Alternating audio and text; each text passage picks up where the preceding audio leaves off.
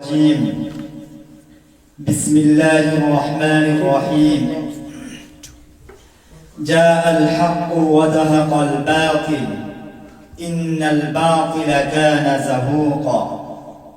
وقال النبي صلى الله عليه وسلم: كل بدعة ضلالة وكل ضلالة في النار، أو كما قال عليه الصلاة والسلام।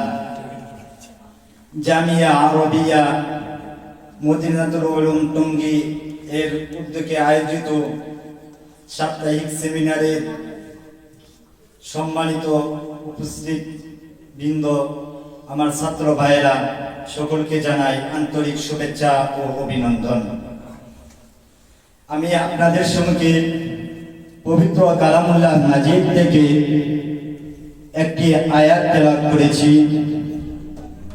আল্লাহ পাক রব্বুল আলামিন যদি তৌফিক দান করেন তাহলে সংক্ষিপ্ত আলোচনা করার চেষ্টা করব ইনশাআল্লাহ। আল্লাহ পাক রব্বুল আলামিন বলেন: জাআল হাক্কু ওয়া যাহাকাল বাতিল ইন্নাল বাতিলা কানা যাহুকা।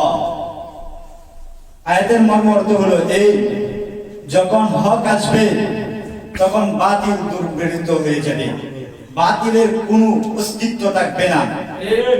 বাতিল যখন মুসা আলাইহিস সালামের জামানায় ফিরআউনের রূপ ধরে এসেছিল, হক তখন মুসা আলাইহিস সালামের রূপ ধরে এসেছিল।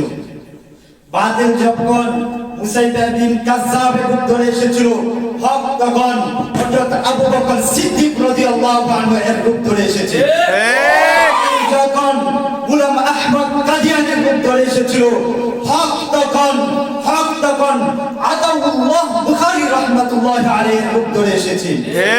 বাতিল যখন আওয়ামী লীগের রূপ ধরে এসেছিল, হক তখন উলামায়ে দেওবন্দের রূপ ধরে এসেছে।